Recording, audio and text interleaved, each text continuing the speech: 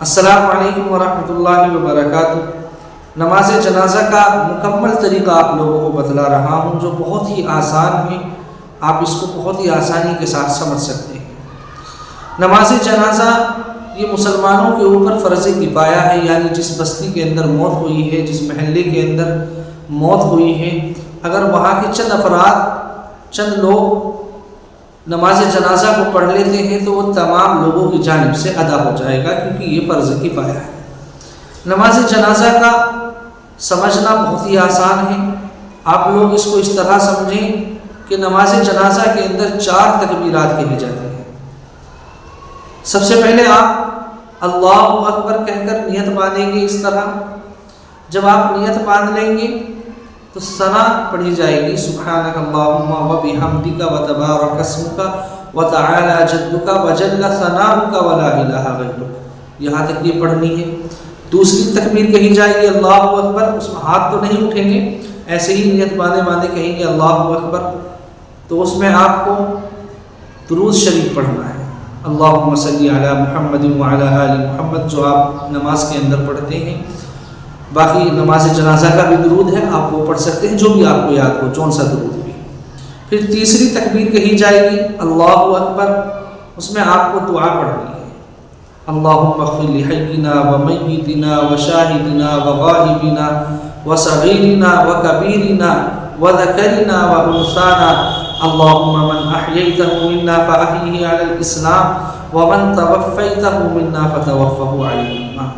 لیکن ایک بات یاد رہے کہ یہ جو دعا میں نے آپ کو بتلائی ہے یہ بالغ لوگوں کی دعا ہے، یعنی جس کی آپ نماز جنازہ پڑھ رہے ہیں وہ بالغ ہو، چاہے مرد ہو چاہے عورت ہو۔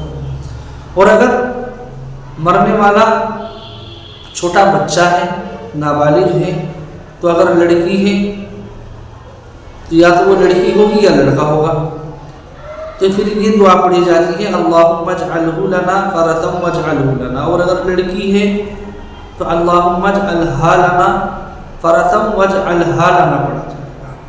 یہ اسکرین پر دعائیں آ رہی ہیں، آپ تمام لوگ ان دعاؤں کو دیکھ سکتے ہیں، یاد کر سکتے ہیں۔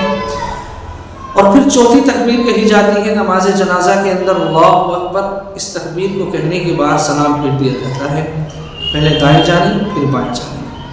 یہ ہے نماز جنازہ کے پڑھنے کا مکمل اور آسان طریقہ۔ اور اب آپ اس کی نیت بھی سمجھ لیں کہ اس کی نیت کس طرح کرنی ہے۔